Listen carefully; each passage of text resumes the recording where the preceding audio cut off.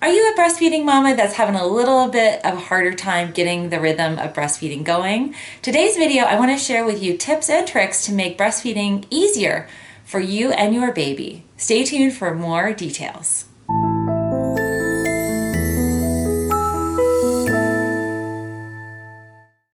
Welcome mamas and all of you who support breastfeeding. I'm so excited for you to join in on my breastfeeding health series. This is part 2. If you want to check out part 1 of this breastfeeding health series, check out this video where I talk a little bit about things that I've learned. I am a 30-month breastfeeding mama.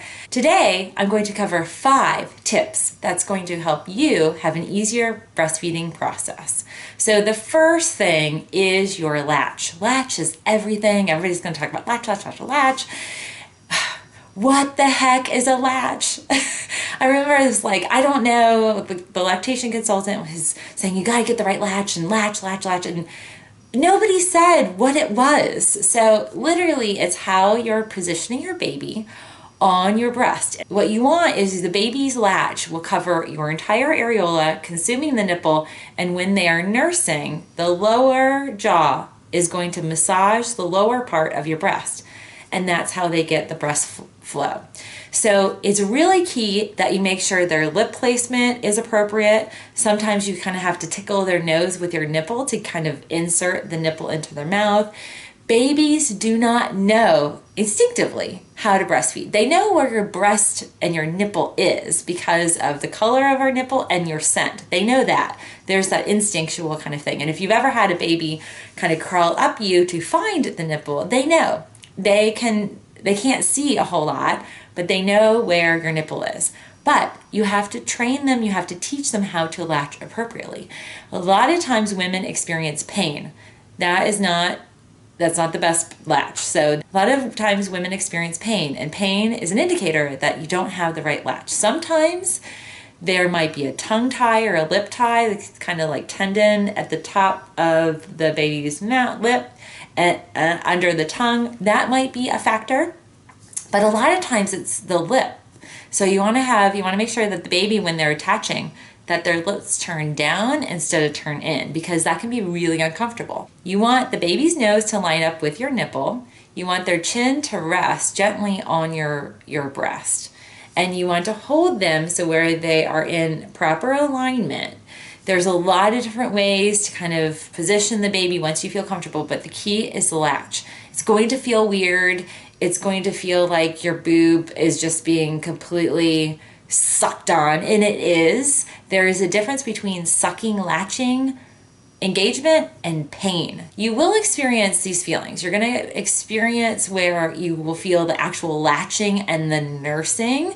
That's going to feel weird. Then sometimes the letdown is painful. And so you want to distinguish what type of pain is it, because it's going to take your body a little while to kind of get used to this whole process. And there is a discomfort. I would say discomfort. I actually had like really uncomfortable letdowns, and that was more painful than the actual latch. And the only way I described it just felt like glass was going through these kind of vascular channels as the letdown was happening. I had a very forceful letdown, and it was voluminous. And so I had to kind of figure out with Gabriel's latch how to work that in. Sometimes I'd have to express before and then have him latch on. But you will get that rhythm. It does take a little bit of time. As they grow, it becomes easier. So just know you want to stay with it and test out different positions. Part number 2, position is key. And that is key for you as a mom, because you're going to be on lockdown in terms of nursing. You're going to nurse anywhere from 25 to 45 minutes at a time every 2 or 3 hours. That's a lot. I swear. I felt like I was a milkmaid. We had jokes in our family around how much time that I was spending feeding Gabriel, but that's all babies do. They sleep, they eat, they pee and poo, and then they sleep again and repeat. Rinse and repeat. That cycle of sleeping, nursing, diaper change, sleeping, nursing, diaper change, sleeping, nursing, diaper change. It can be crazy. Position is key. What I found for me personally, the football, rugby hold people reference, that was uncomfortable and it didn't feel good for Gabriel's latch. But what I did find, what was highly comfortable was the cross cradle. And so cross cradle is really big, football latch is another one. And a few months in, I found one of the best positions, what I consider sideline, or we were facing each other. It was a forward spooning, if you will. And that was so good because we're nursing a lot at night. And they actually say that moms that nurse at night get 45 minutes more sleep, and you're feeding your baby some of the best milk at night. So you'll want to use pillows. You want to sit appropriately. I had one friend, Sarah, who was like, Melissa, you are not doing that right. You're going to suffer. You're going to have muscular pain. And really your comfort in positioning yourself and your baby. So it's a baby's latch position. It's your physical position. It's your comfort level in certain chairs or environments. Third, pumping is okay. So mamas, if you are newly breastfeeding, pump and store, pump and store. Pumping and storing is great because you're going to have a storage collection of breast milk when you need it. Two, it's going to help enhance your lactation flow. So the whole supply demand factors into the hormones that are producing your lactation process. So building your reserve sooner than later will actually help give you peace of mind that you've got more milk on hand, so that when you're tired or when you take a break for maybe a half a night or whatever, you've got the reserve there. Fourth on my list, this is so crucial. A lactation consultant is your best friend. They're your mommy advocate. They're going to tell you you're doing great, because most of the time you're going to feel like you're all alone, and it's going to feel like nobody understands what's going on. And in fact, a lot of people don't. And more women are breastfeeding now than they had been, but it's still a taboo, and we certainly don't talk about it like we should.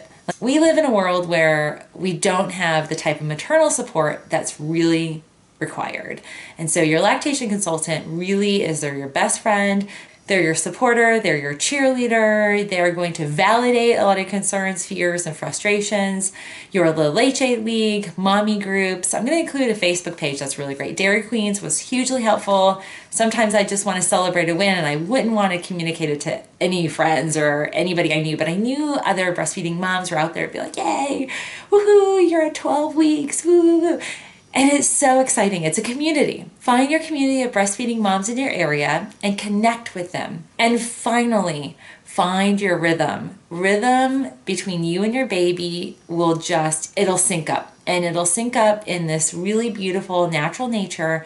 We're going to look back and go, whoa, we've got this rhythm going on. And you're going to learn to know the cues and signals your baby's telling you that they're hungry. So you're anticipating their needs, and then you're going to be cued into your body signals as well and kind of feel your breast filling. You'll know that that's probably around the time that your baby's going to feed. That whole process, it's a beautiful rhythm. So just know breastfeeding is absolutely beautiful. It can be a struggle. It can be a pain in the butt. Hang in there, mama. You've got it. Breastfeeding is beautiful because it's about food. It's about comfort. It's about safety, nourishment as well of your baby's brain and body, and it's bonding. And so just love it. Just welcome it. And know that if you are having struggles, there's specific resources out there for you. I'm going to connect you to those resources. And stay tuned to my next video in my breastfeeding series, where we're going to talk about how to enhance your flow and how to maximize and support breastfeeding for the long term. All right, ladies, you're doing great. Yay, go breastfeeders.